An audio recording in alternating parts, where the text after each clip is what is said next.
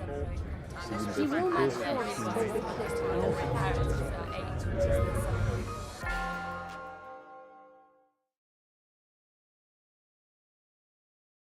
sun. Good afternoon, ladies and gentlemen. My name is Colin Harrison. I'm a curator in the Ashmolean and have been for a very long time, which is the only reason that I've ever organised two exhibitions on one artist, the artist being Edward Lear. The first from our own resources, which are very considerable, and the second a loan exhibition. It gives me enormous pleasure that we're having this lecture at this lunchtime given by Professor Matthew Bevis, who is in charge of a research project funded by the Arts and Humanities Research Council called Knowing Edward Lear. And this is the aim of the project is really to look at not only Edward Lear as an artist, which is the kind of thing that I have done, but also as a writer, which many of us know, but the relationship between both sides of his work. So Matt is a fellow of Keble and has just come back from sabbatical. And we are very pleased indeed that he is sharing part of the research, the results of his research, with us. Professor Matthew Bevis.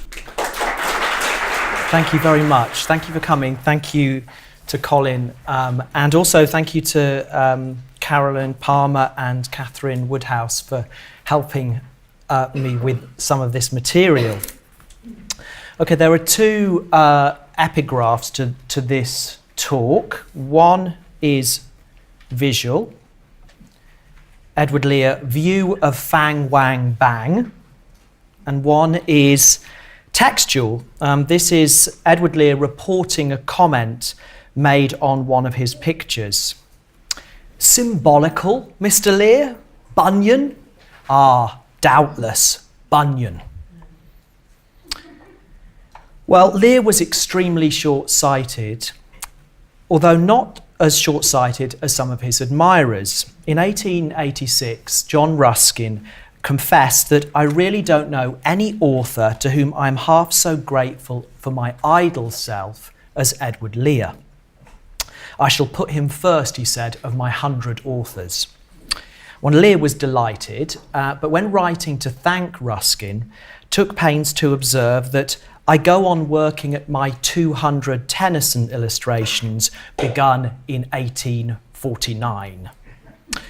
Which is to say, he wasn't himself idle, and he wasn't only an author.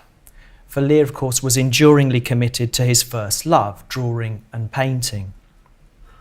A recent estimate numbers his output at around 9,000 compositions over 50 years of travelling. So that's a rate of one picture every couple of days. Yet Lear's reference to his work took Ruskin by surprise.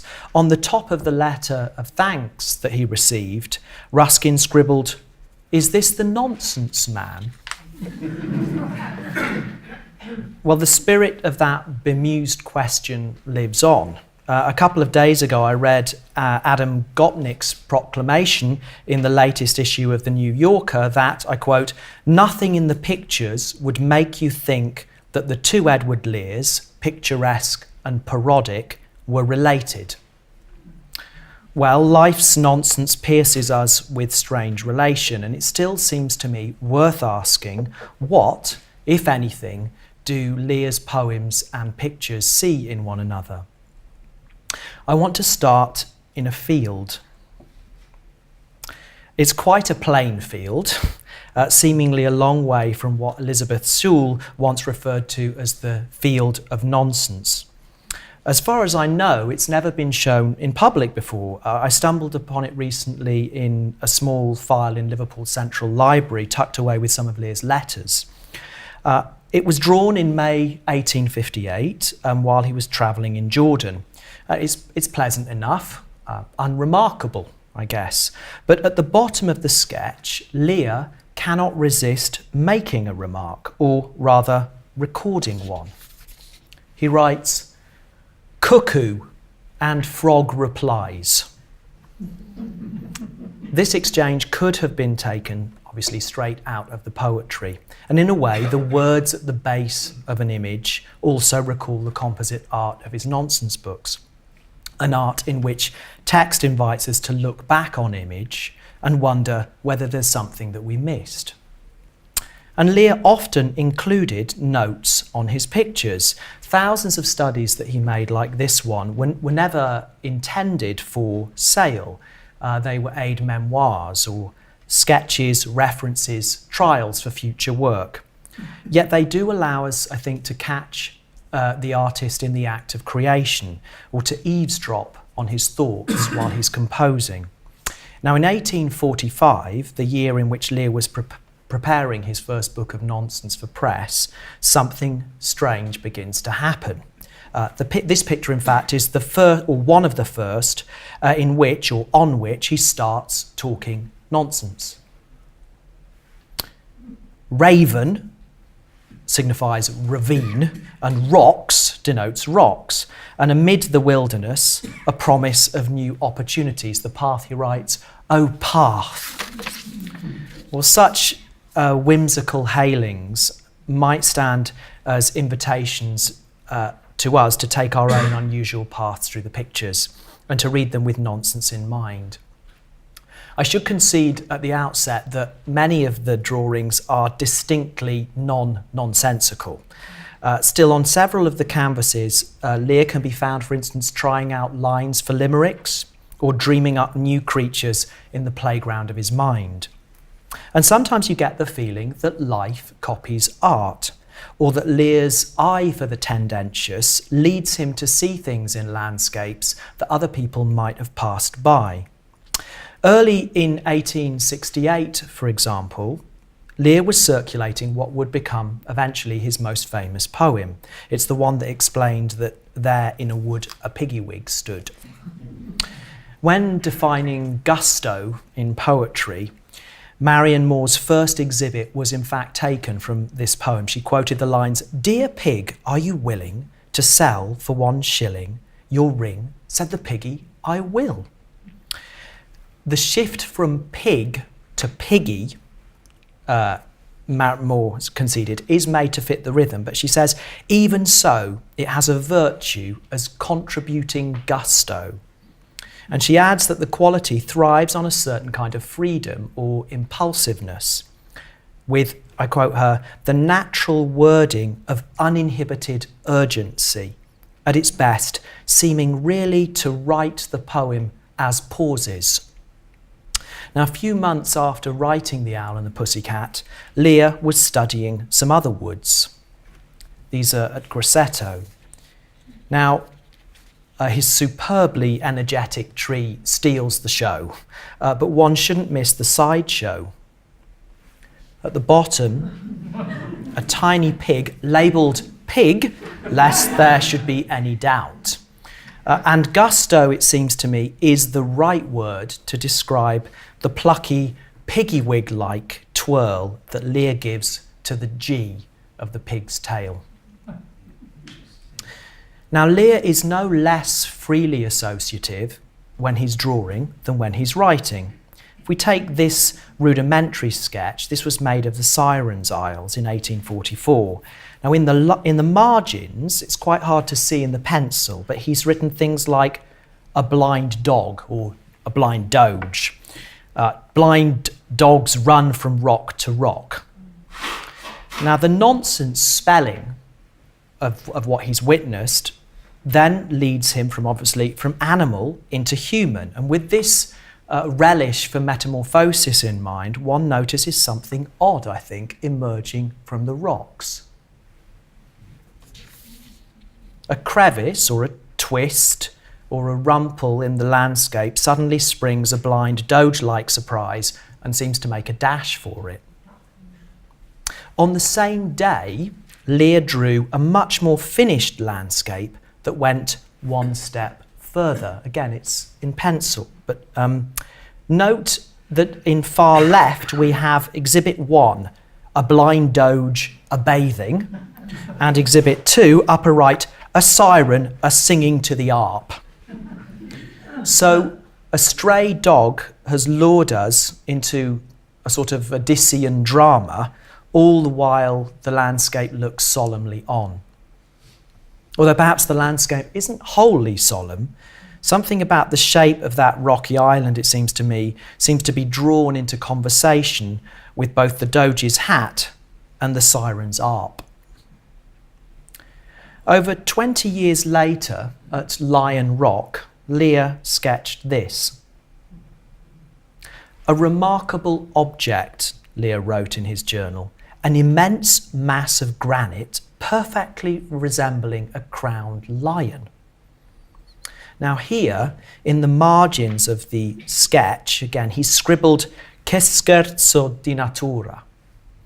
And the jokes of nature, or the incongruities that she puts together for delight and disorientation, are, I think, what he hungers for. Feasting on the otherworldliness of the real, the unknowable eccentricity of the actual. For Lear, this, I think, is the vocation of both the landscape painter and the nonsense poet.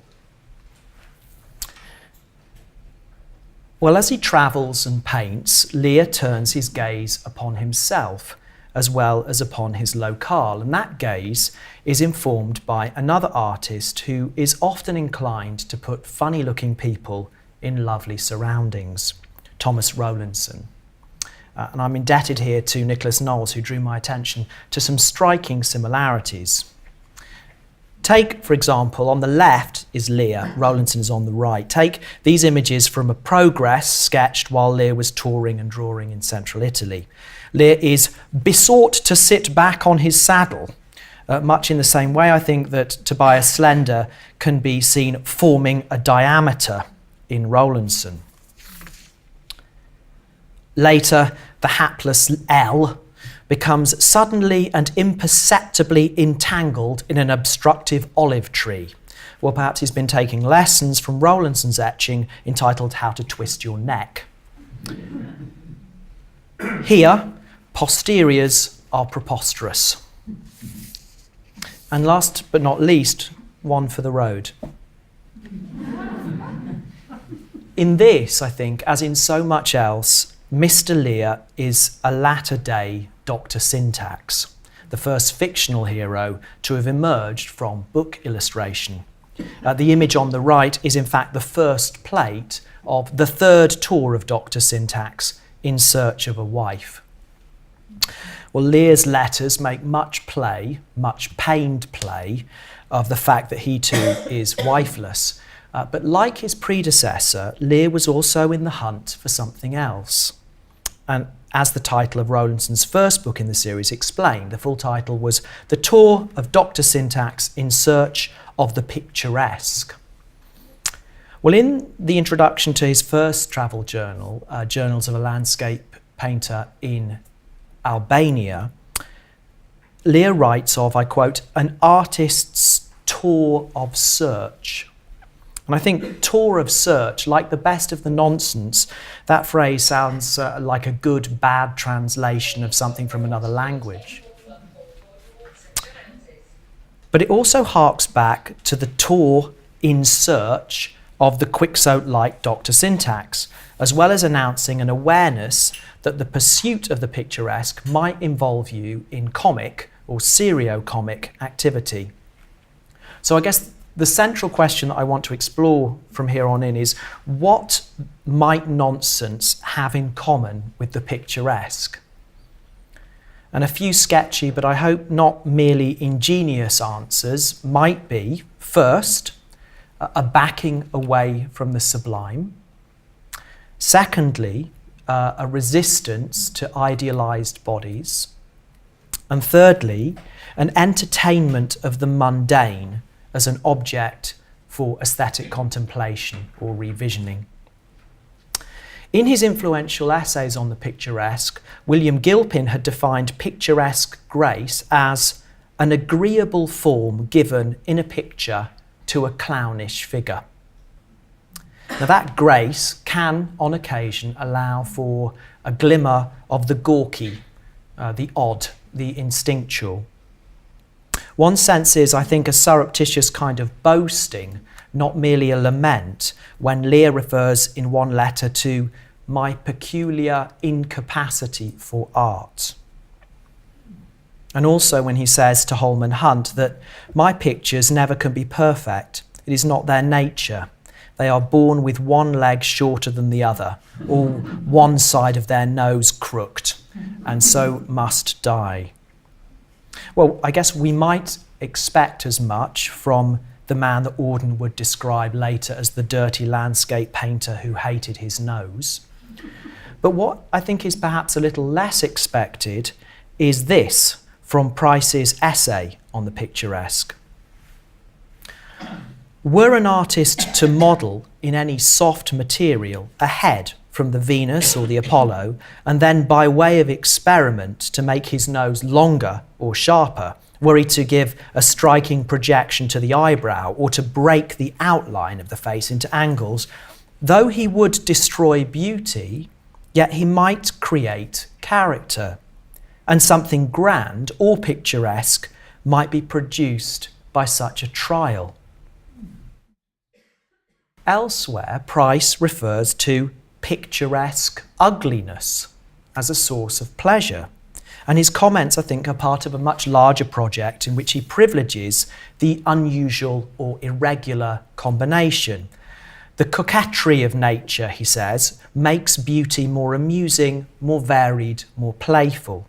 And in fact, the word play and its cognates become frequently repeated terms in his book.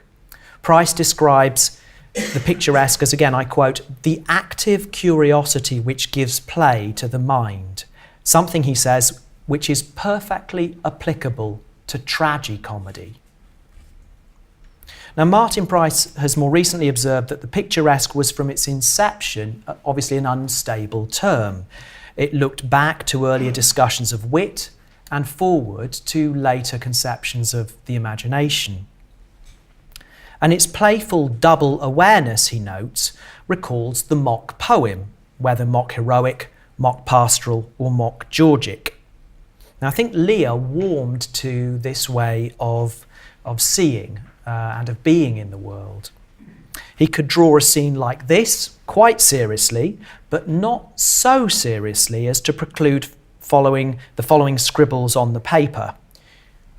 Ye shepherds, ye dog, ye little sheep. Elsewhere in Lear, the Alps are not described as, say, sublime. It's a word, in fact, that Lear very rarely uses, but as jiggy-jaggy. Huge rocks with strange cavities are compared to Gruyere cheese. Strange arrangements of houses are a gigantic heap of dominoes just thrown down by the Titans. I think that phrase, gigantic heap, speaks volumes about Lear. The very homeliness of heap gentles any momentary threat or thrill that gigantic might have occasioned. Elsewhere in his journals in Albania, Lear tells of how he paused, I quote, looking in amazement into the dark and hollow abyss of the Acheron. He's actually looking into the river of Suli.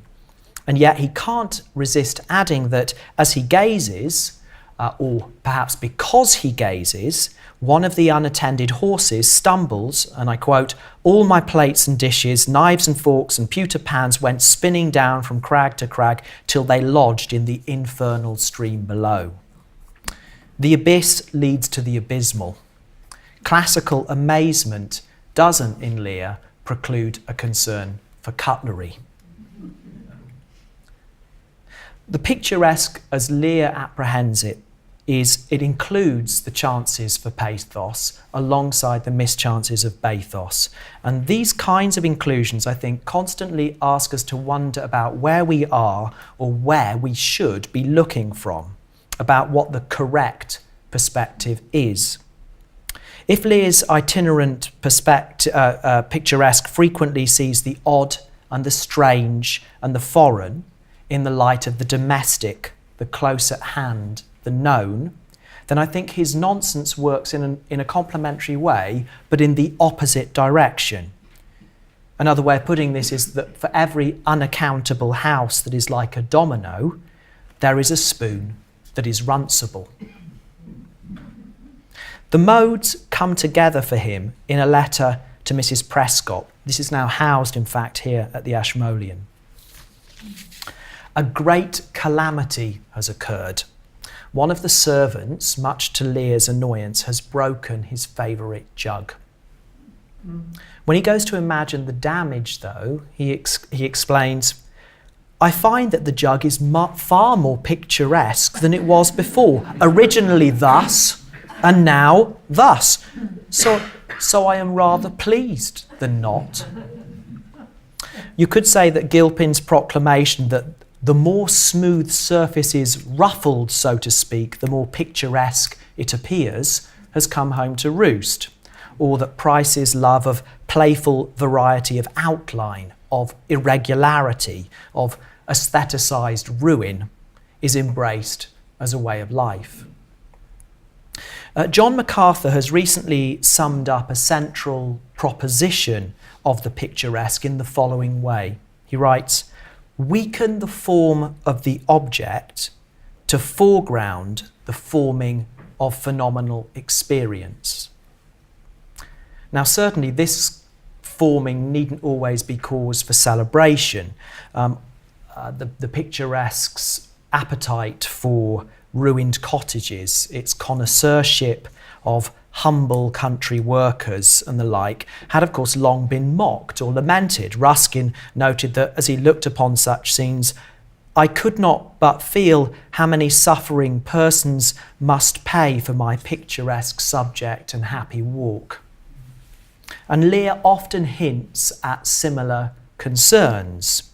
He notes in letters, for example, that any place so changed for the worst, picturesquely speaking, it is not possible to imagine. He speaks elsewhere of horrid but very picturesque roads. And he tells of a look of decay more agreeable to a painter's eye than indicative of the inhabitants' prosperity. But I think there's even a sense of mischief even here. Take this painting of the quarries of Syracuse, the full title of which was The City of Syracuse from the Ancient Quarries where the Athenians were imprisoned, BC 413. Lear wrote to a friend that several half-starved Athenians would be judiciously introduced here and there. Well, the final picture is hardly a joke or a joking matter, but I think there is nonetheless a weird kind of approach to a joke, or call it rather a picturesque coalescence of work and play. Bottom right, we see jackdaws, family relations of the oh-so-symbolic raven. No less hungry, perhaps, than those half-starved Athenians of bygone days. Maybe they're looking for food, looking for corpses. Then note how the diagonal shadow of that rock mid or left centre draws your attention to a small rhyming partner, bottom left, and just in the sun and the shade. What, in fact, is that? A prostrate body in a pool of red? Well, yes, but it's not what you're thinking. The man is resting on a blanket or garment, or possibly taking in the view. There's something defensive about the raised hand, yet he's not shielding himself from an attack or oppressors, but probably from the glare of the sun. If he's the viewer's surrogate, then he and we, in gazing on this scene, apprehend not only the ravages of time or the nightmares of history. The present, I think, is shadowed by the past, but without being beholden to it. And the painting, I think, has a kind of self-pleasuring, sensuous love of brightness, of life lived and experienced and luxuriated in now. The ruination of the quarries and those who were imprisoned there is no less striking than, say, the gorgeously robust health of the foliage, or in fact of that dazzling bird that draws your eye to the reclined man. It's actually the brilliant, what Lear elsewhere refers to as that brilliant bird, the roller. I quote a bit more from a diary entry, which flew like glittering jewels in the morning sun, round and round the old temples. I suppose they build there. Time flies, but so do birds. The rollers and those who paint them make play, make good, make necessity the mother of invention. Now, there may be cause for mourning or rumination in this picture, but I think one might also feel, as Lear did of that damaged jug, I'm rather pleased than not. Before leaving this picturesque scene, it's worth asking where it places us, the viewers. Well, slightly elevated, certainly, but do we stand on terra firma? Is there an unseen bit of rock that extends outwards to us from the foreground, or are we up in the air, levitating above the gulf that opens in the quarries before us? Well, such levitation might be registered as precarious or buoyant, depending on one's mood. There's a kind of melancholy gusto in Lear, I owe this phrase to Barbara Everett, which finds expression in the strangest places. And a feeling for how his sense of the picturesque might meet up with his sense of humour can be furthered, I think, by turning to one of his most successful oils. This is the Temple of Apollo at Bassai, exhibited at the Royal Academy in 1855. Now you can see the influence of the Pre-Raphaelites, especially Lear's dear friend William Holman Hunt, in the foreground detail. Certain liberties have also been taken with topographical accuracy. As Vivian Noakes observed, the lines of the distant hills have been altered to create a more balanced design, and various elements, all of which exist at Bassai, have been assembled from different viewpoints. Now, again, as in the Syracuse painting, as viewers, we may wonder how firm our footing is. How close to the edge of the rocks are we standing? Or do we not need a foothold, magically free to float here for a moment? The painting was in fact generally well received, and comments of one critic for the Athenaeum are noteworthy. He wrote, "Mr. Lear has a beautiful scene of desolation here. We cannot quite account for that oak tree rising from solid rock, but still believe in some secret marvel cleft in which its roots burrow. There is an air of honesty and truth over the whole. The rock surface is gritty and lichened, and the oak trunks are serpentine and bossy." That shift, we cannot quite account, but still believe. That's something that could be said about the nonsense. And there, in fact, bottom right, in among the lichen, in fact, you could mistake it for lichen, is this unexpected visitor, to wit, a tortoise. Now, this might be Lear's private joke. It's a nod, perhaps, to his early natural history work. The specimen may, for example, be a relative of this creature, one of Lear's beautiful lithographs published some 20 years earlier. Or perhaps he might be taken or observed in the spirit of ye turtle. Or maybe he's related to the creature who helps the Yonghy Bonghy Bò. I think it would actually be a category error to attempt to be too categorical here, to try to separate out the natural, historical, the picturesque and nonsensical species. In one of his later Indian drawings, a local wildlife actually led Lear to pencil into the margin turtles equal Yonghy Bonghy Bò. Now, one reading then might be to imagine this turtle as yet another surrogate portrait of the lonesome itinerant artist, slowly ambling his way across foreign lands. Something akin perhaps to this sad fellow, who can be found in his original manuscript state, still wandering in the Ashmolean archives. T was a tortoise, all yellow and black, but he walked quite a way and he never came back. T. Torty never came back.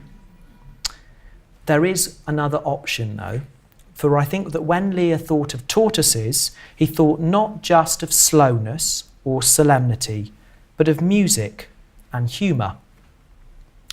The tumultuous Tommy tortoise who beat a drum all day long in the middle of the wilderness. Well, Lear's love of Greek, he'd had lessons in the language from the early 1850s, and he was soon reading Homer, Sophocles, Plato, Lucian and others in the original, I think may cast some light on this odd figure and on the creature pacing backwards and forwards in the oil painting's wilderness. The tortoise's direction of travel in the painting is toward the temple, and the temple, as the title reminds us, is that of Apollo. In the fourth Homeric hymn to Hermes, no sooner does the trickster Hermes leap from his cradle and from the cave where he's been born than he finds a tortoise grazing on the grass outside. I quote from the poem, "And the moment he set eyes on it, he laughed." The tortoise's shell, of course, becomes Hermes' great invention. It's the body of the first lyre. For it was Hermes, the hymn continues, who first made the tortoise a singer. And later, Hermes will delight Apollo himself, god of song and poetry, when he hears him play. I quote again, "And Apollo laughed for joy, for the sweet throb of the marvellous music went to his heart, and a soft longing took hold on his soul as he listened." This combination, I think, of joy, marvel and longing is the quintessential note of Lear's poetry. But it can also, I think, be felt in quieter ways in the paintings. One of the historical finds at the Temple of Apollo had in fact included a tortoiseshell lyre. So whether this image is being read as a play on mythical or on empirical pasts, it might be ventured that what we see here is an imminent homecoming or repatriation. It's the return of Torty Tommy and of the poet who creates him to their rightful place, which is the home of the mercurial, the laughable, the lyrical utterance. So what I'm suggesting is when Lear is composing picturesquely, he's cognizant of how the scene might be translated into or out of nonsensical poetical terms. I want to take a step closer to the nonsense now, but via an odd route. This is Lear drawing in 1839. It's entitled Massa Looking Towards Vesuvius. Now the composition keeps the smouldering volcano at a comfortable distance. It seems to assure us that there is indeed a safe place from which to view it. But just as the contour of the hills in the middle distance picks up that of the mountain, so the visual rhyming of Vesuvius with the ruined building in the foreground, I think, also brings intimations of mortality, or at least of fragility, closer to home. And note also the small group of people. Centre stage, it's not exactly dwarfed or threatened, but nor are those figures quite at home or installed here. They themselves rhyme with that skeletal quartet of pots or flasks scattered on the ground next to them, as though their futures might be read into them. Having viewed the excavations at Pompeii in the same year, Lear focused often on narratives that are implied by minutiae. He wrote to his sister of a sideboard on which the marks of glasses set down while wet, wine jars in the cellars turned down for the vintage, all of which, he noted, all these details leave a feeling quite strange on any thinking mind. So Imagine what a thinking mind might do when transposing this strangeness into a comic key. There was an old man of Vesuvius who studied the works of Vitruvius. When the flames burnt his book, to drinking he took, that morbid old man of Vesuvius.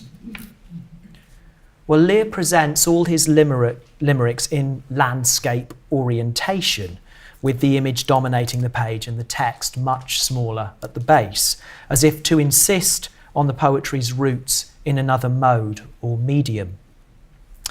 Composition here, though, of course, insists on background not merely seeping into, but swallowing up foreground. And it also, I think, gleefully implies that reading is no safer, is perhaps less safe than viewing. The games played with size, scale, perspective are, I think, in playful conversation with Vitruvius himself, whose geometry of the body enshrines order at the centre of the human, of course, and the human at the centre of order. Mark Cousins has suggested that, broadly speaking, the beautiful object remains the same size as itself, while the ugly object becomes much larger than it is. It is not just an idealisation of the human body which is implied in the Vitruvian scheme of proportion. It is a manic insistence that an even more fundamental proportion in man is guaranteed, that he takes up only as much space as his form displaces. Now, Lear's nonsensical object is larger than it is, but somehow it miraculously avoids the wholesale degradation from the idealised or beautiful to the ugly. It's more whimsical than grotesque. The wonderfully unmanic existence of Lear's larger-than-life old man is that he somehow cannot age. He somehow cannot be ever more or less than old. In the manuscript for this limerick, the last line had originally read, "which destroyed that old man of Vesuvius." And I think Lear's revision to the published version is in tune with the liveliness of his creation here. It keeps the man miraculously unharmed by the elements. We're told what he's drinking in the drawing itself. And I think he may be feeling as well as drinking rum. It's worth noting, actually, in the 19th century, rum was quite capable of going in two directions at once. A rum customer, for example, was an odd, dubious or despicable person, according to the OED, but a rum cove was still a fine chap. One OED definition of rum is good, high quality, excellent, extraordinary, great. The same actually goes for the word morbid, that morbid old man of Vesuvius. In English, clearly, it portends ill. But given that this limerick comes to us from Italy, the root of the word in morbido or morbidezza may be significant. Again, the OED, characterised by nonchalant grace, softness of tonality or harmony of light and shade in a painting, harmony of proportions in a statue or relief. So perhaps here the Vitruvian scheme sneaks in the back door, or rather is revised in the service of a body that redefines harmony and a mind that finds new ways to keep things in proportion. In Pompeii, when Lear's eye seized that sideboard on which the marks of glasses were set down while wet, of course, that detail registered the poignancy of it all. In the limerick, the glass on the side table registers piquancy. To see, or to put the Massa drawing alongside the limerick image, is to see, I think, that the picturesque offers us a vision of safety with a frisson of the precarious, and nonsense portrays hazard only then to sponsor a certain kind of nonchalance or immunity, which is to say that for Lear, the picturesque and the nonsensical are not opposites, they're complements. There is, I realise, one glaring difference of the many glaring differences between Lear's writing and his painting that I haven't yet talked about. The nonsense poetry, especially the limerick, puts the personage, the character, centre stage. The lyrical primal scene, after all, is one in which there was an old person. And yet his paintings are often unpeopled or feature people as very tiny presences. They're almost overwhelmed by the natural world. And yet what I want to suggest is that the main reason for the scarcity of people in Lear's landscapes is that the landscape is the person. To Fortescue in 1849, Lear wrote of his intention to undertake, I quote, hard study, beginning at the root of the matter, the human figure, which to master alone would enable me to carry out the views and feelings of landscape I know to exist within me. Now, I think that Lear eventually decided that this carrying out didn't require a figure, and that to look into a landscape's interior was to explore his own interiority. Now, the characteristic qualities of Lear's paintings, space, silence, stillness, were for him, it's important to remember, distinctly odd states. And one often, I think, catches a sort of glimmer of his downcast wit when he's describing them. He speaks in his diaries, for example, of the queer blank spaces of life. For Lear, to paint is to wonder at and to wonder about the feelings that accost him while he's painting. In utter quiet and solitude, I drew till 5. One goat came to the top of the hill and said, "Bah." On another occasion, he notes a sort of absurd, placid comfort. Elsewhere, a strange, foolish calmness of beautiful colour and sunshine over all. Elsewhere, he talks of the ludicrous sensation of standstill and stagnation was truly wonderful, or admits how absolutely ridiculous the effect of the whole common placidness of matters was and is to me. Well, you sense, I think, that he depicts these scenes both to get to the bottom of himself and to escape himself. You sense that the self is out there to be discovered or recalled, and yet that it's somehow out of reach or lost or other. Lear once confessed that the elements, trees and clouds and so on, silence, seem to have more part with me or I with them than mankind.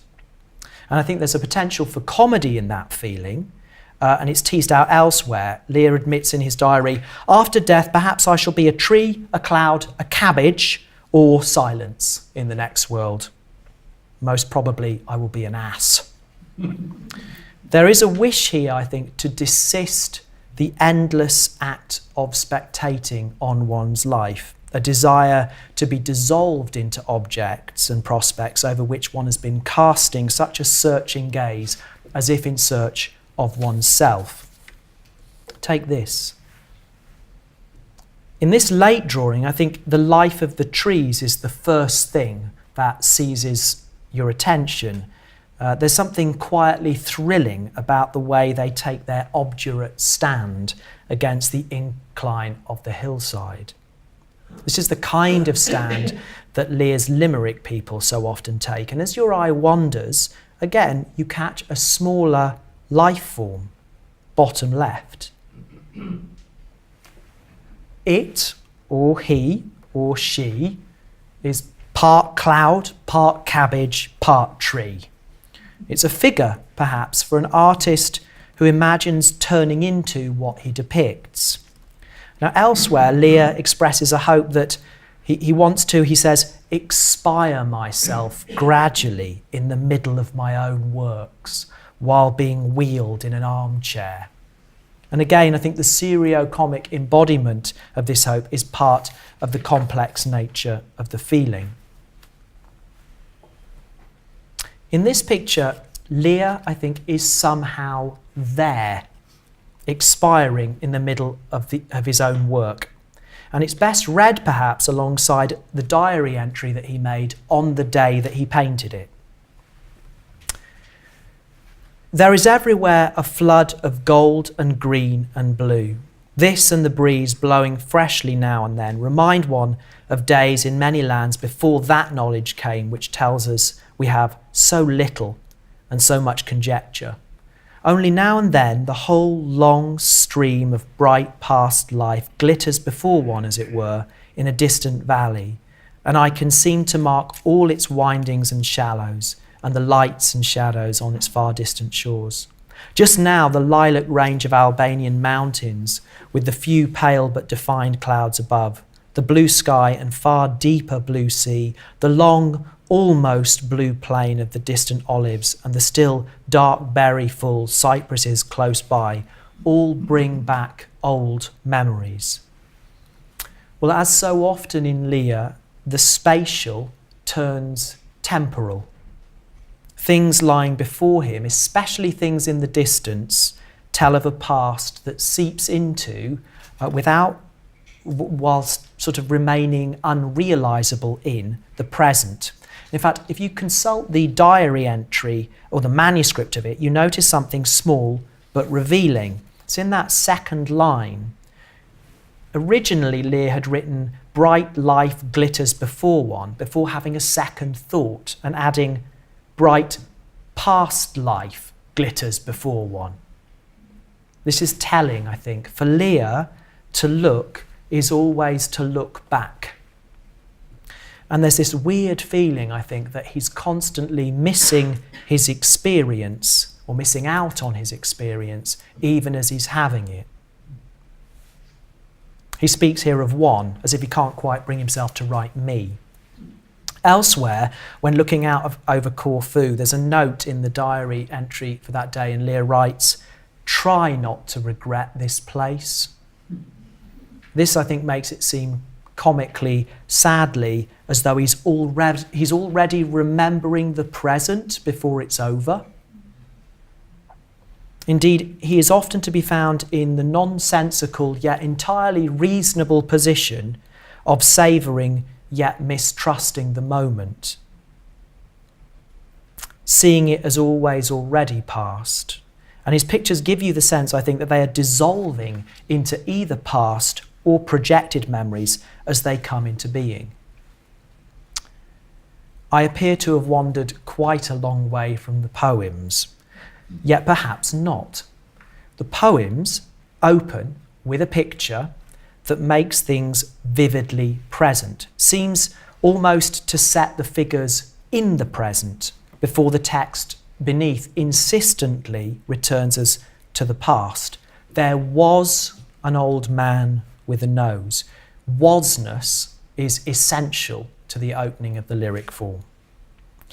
That said, the poem's last lines so often drop the verb and foreground an adjective. So the poem I just began, "There was an old man with a nose," ends, "that remarkable man with a nose," as though to bring the figure into a timeless present again, or as though to suggest that his quality of remarkableness guarantees him some protection from time.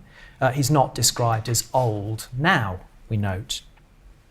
Now, in one sense, it must be conceded that the limericks are a resistance to the lyrical picturesque because they so often want to be all foreground.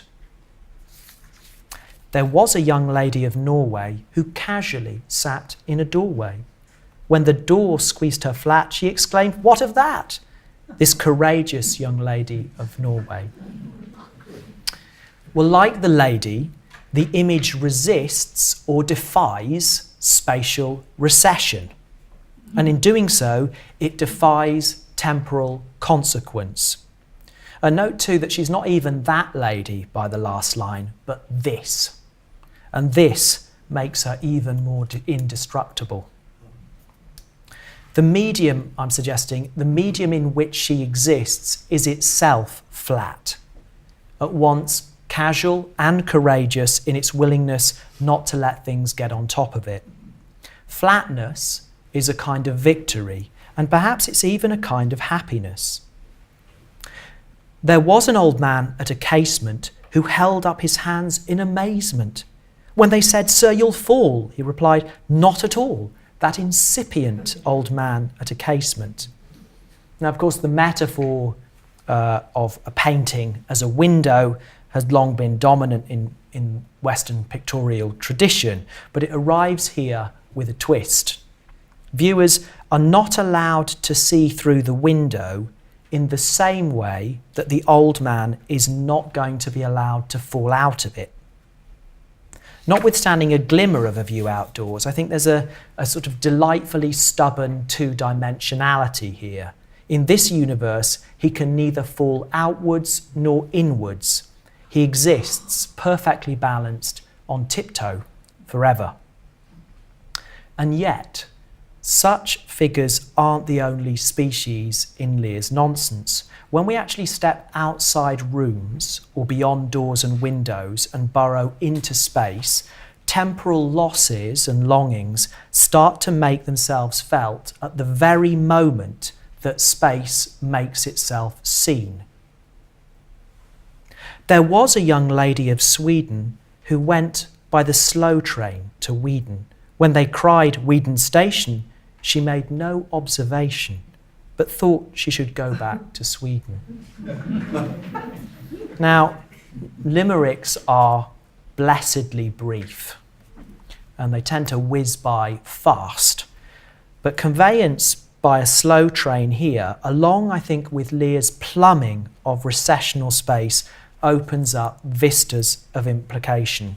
She doesn't know, apparently, whether she's coming or going, another traveller artist who seems to be pursuing rather than leading her life.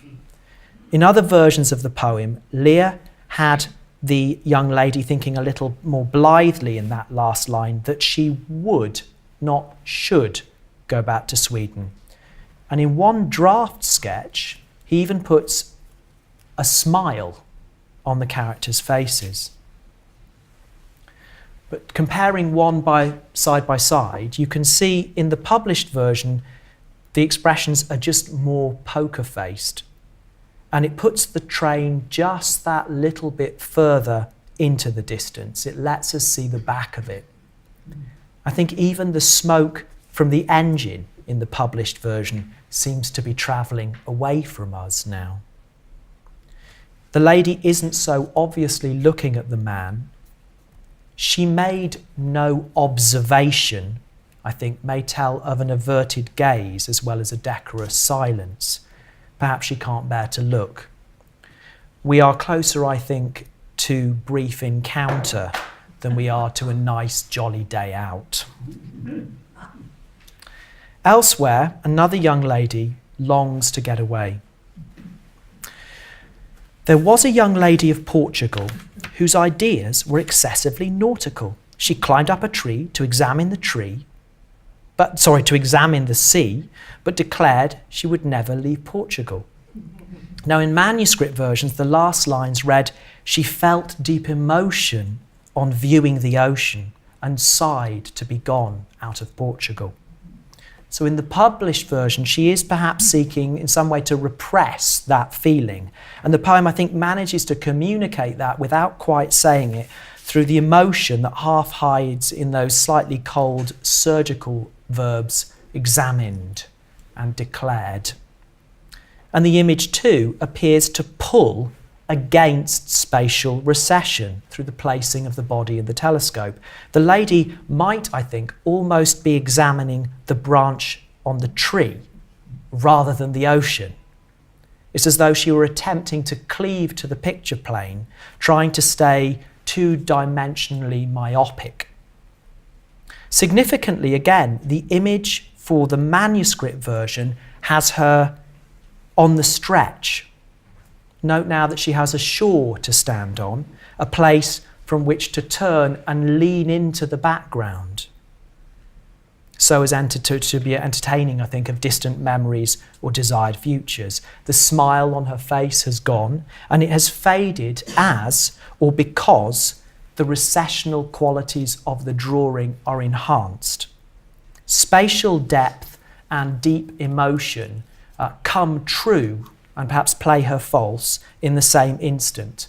And like many of Lear's shore dwellers, the lady in the published version is trying to make the best of it, even as she senses herself, I think, just as Lear did, as precariously placed before the landscape of her dreams.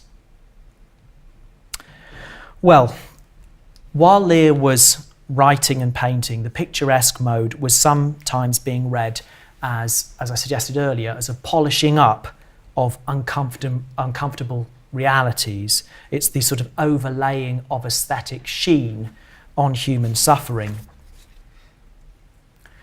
But what I think Lear's poetry does is take this potentially compromising yet richly complex state of affairs and his own ambivalent knots of feeling while painting as a daring opportunity, an opportunity to shape a nonsensical art that can gesture towards the sadness within blitheness and towards the sheer amount of energy that goes into composing oneself as the subject, agent, and viewer of one's own life. I want to draw towards a conclusion via Lear's encounters with the island of Philae in Egypt. Now, he adored this place when he first visited in 1854, and he paints it over and over. In this painting, note the barely discernible figures at the base of the tree. It's a tiny detail, and its tininess is part of the point. The standing figure is just there really in some way to provide a sense of scale, accentuates the size of the palms. But along with the rest of this composition, something about that crouched figure on the right stayed with Lear, and it refused to stay small. There was an old person of Philae whose conduct was scroobious and wily. He rushed up a palm when the weather was warm and observed all the ruins of Philae. The limerick, actually, this is the first instance of Lear's now infamous adjective scroobious. In Albania, Muslim peasants told the painter he was engaged in blasphemous activity. The word screw, resounded from hundreds of voices, he recalled. And he notes this translated, screw can be translated as he writes or he draws it down. So scroobious activity might, from one perspective, be seen as dubious. And in fact, that's the exact word that Lear revised this word to in a later version. Screw's ambiguity, to write or to draw, elaborates then a connection between the way Lear feels when he's writing nonsense and when he's composing picturesque scenes. The two activities are secret sharers. They're both causes and consequences of the writer-artist sense that he's not entirely sure what to do with his life, or in fact what he's doing to his life by endlessly resetting it and gazing at it in art. Note here that the person observes all the ruins, every single one, as though he were a collector of picturesque experiences, anxious not to miss a single thing. And yet there's that odd disparity between his movement, he rushed up a palm, and the calmness of the weather. And I think that whispers of a distance between internal feeling and external surroundings. And even, I think, as so often in Lear, a kind of envy of the landscape. What we are watching here is a dream that knows it's a dream, that acts of observation might become observances to a self that is finally becalmed and ministered to by the things that it admires. What a mingling of sadness and admiration of landscape botheringly will persist in existing, Lear wrote in his diary. And this mingling can be found, in fact, in another nonsensical revision to the painting. He removes the solid ground from the foreground in the Limerick illustration. And I think by doing that, he invites us again to view the scene from somewhere close to where the old man views it. Like him, we're up in the air, and it's not quite clear whether we're happy or sad to be there. In fact, it's not quite right to say that the old man is simply viewing the scene, because, of course, the picture indicates to us that he's looking out of it. As so often in Lear's art, something in the picture appears to stare back, as if inquiring of both its creator and its reader what it is we think we are doing here. Our own conduct while we view these creations may be scrubious or wily. Lear frequently referred to his art as poetical topographical. Now, certainly topography was important to him. He was often very insistent on what he called correct representations, priding himself, for example, I quote, on, "I place vines and olives as they really are, and I don't call in to my aid broken pillars, upset capitals, immense gourds, and 15 ladies in pink and yellow satin playing on guitars." But Lear's desire to get things right is often sabotaged by other cravings and confusions, and by a sense that what the olives, for example, really are is a tricky question.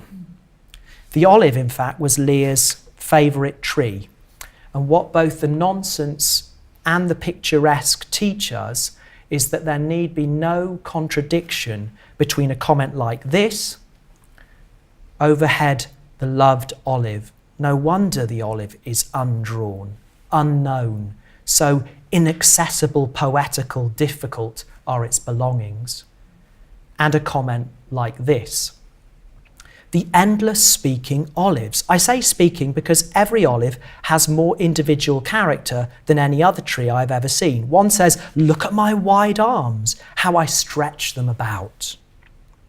None bear such fruit as I do." Another can say very little, he is so very, very old. And a third droops and looks ever at the ground. Well, as both a silent and a speaking picture, as both unknowable and known subject, this tree is Lear's tree of life. It's the one that speaks most eloquently to and for his own life. And we might finally put these two ways of seeing along two very rudimentary sketches he made of Narkanda on the same day. One is given its place name as the title, while the other is just called Imagination. It's as though he's intent on reminding himself of the sheer amount of imagination that goes into seeing. And Lear's willingness, or rather his need, to blur the lines between the factual, the fanciful, and the fantastical is present finally on a picture that he was painting when he died, Enoch Arden's Island. He told Edith Holman Hunt that the subject would be backed up by innumerable studies of all the different flowers and trees that he'd seen in India. This is what he said to Emily Tennyson: "The foreground of my large Enoch Arden picture is to be elaborately filled with all kinds of epomeas, passion flowers and co. The statistic, realistic idiot of this world will say, why, these are flowers of different countries. By no chance whatever do they ever grow in one place, on which the following discourse will occur." Oh, yes, they do. Where? Just 43 miles from the coast Enoch Arden's ship was bound to. And where then was that coast? Exactly 43 miles from Enoch Arden's island. Critic explodes into several bits. Artist grins. Well, it's a nonsense prose poem of sorts, and it's an apt partner in crime for Lear's poetical topographies. All his travels, pipe dreams, scandalous visions come together for him at the very moment that his critic goes to pieces. And as the poet's words become detonators, so his painting becomes his last will and testament. It's a reminder that his artistry, in text as well as image, was often a resistance to those who sought to delimit the boundaries of either the tasteful or the plausible. It might be added finally that to combine exactitude with absurdity, to let your dreams have their way with you while you put them to the test of your innumerable studies, is harder than it looks. And what Edward Gorey said when paying tribute to Lear's poetry isn't a million miles away, perhaps it's only 43 miles away from something that could be said of Lear's painting. Gorey wrote, "Nonsense really demands precision. It's all quite concrete, goofy as it is." Thank you.